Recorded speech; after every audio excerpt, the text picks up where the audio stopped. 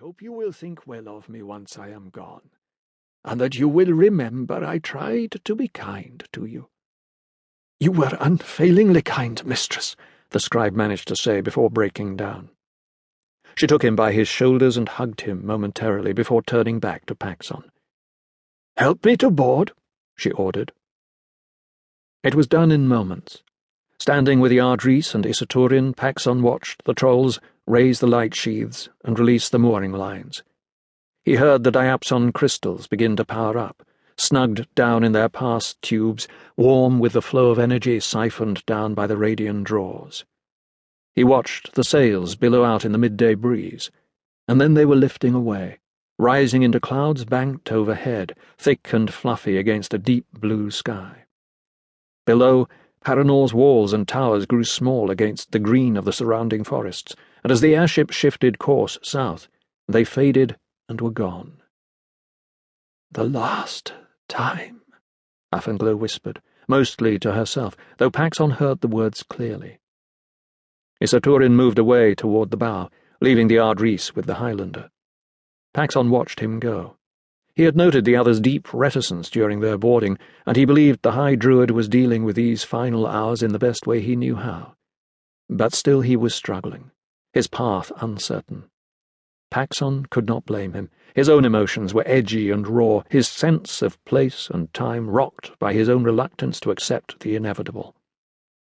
The airship flew south toward the Kennon Pass, navigated the narrow fissure that split the Dragon's Teeth, and descended into the borderlands of Callahorn, before turning east to follow the wall of the mountains, tracking the blue ribbon of the Myrmidon River far below. No one spoke, himself included. There was a surreal aspect to what was happening, a sense of suspension of time as they made their passage. The day eased through the afternoon and on toward sunset, but even knowing their destination did nothing to help dispel the unreality that wrapped the cause of their journey. Paxon kept thinking the same thing, unable to absorb the words fully, incapable of finding a way to accept them. The Ardris is dying. We are taking her to her final resting place. After today, she will be gone forever.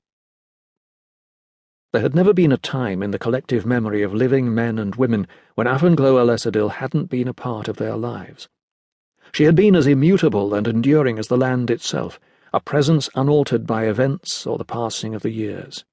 That she would one day die was inevitable, but it always felt as if it would never be this day, or the next, or any day soon. The constancy of her presence was reassuring and, in some sense, necessary. Her life had been a gift. Her tenure as Ardris had been marked by accomplishment. She had been instrumental in saving the Four Lands from the creatures of the Forbidding when they had broken free. She had reformed the shattered Druid order when all but 2 were killed, and made it stronger and more effective than it had been in years past. She had brokered a peace that had lasted for more than a century between the Federation and the other governments of the Four Lands. She had made the Druids relevant and acceptable again in the eyes of the races. Her entire life had been given over to her duties as Ardris. There had been 2 men in her life, but both had come to her in her early years, and both had been all too quickly lost. It was said that the loss of her sister Arling had been even worse, leaving her so bereft she had never been able to love again, and had supplanted that need with a deeply ingrained dedication to her work. It was said that, with her own family lost, the Druids had become her family. All this Paxon Leah had gleaned from stories told and writings read, from Druids and common folk alike, and instinctively he knew it to be true. Knowing her confirmed most of it. The rest only added trappings to the legend she had become, wrapped in a mantle of history that would remain long after she was gone, survived by a legacy that would now be passed on to Isaturin. Paxon wondered at what this must feel like to the other man. Everything he did would be measured against what she had done. Everything he was, or would become, would be compared with her memory.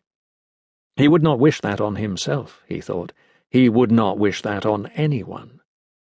They were seated in front of the pilot box now, watching the sky grow slowly darker ahead of them as the sunset approached, past now beyond the Rune River where it turned south to reach the Rainbow Lake, beyond the city of Varfleet as well, beyond everything of Paranor and the Druids but the airship on which they rode deep along the Dragon's Teeth toward the broad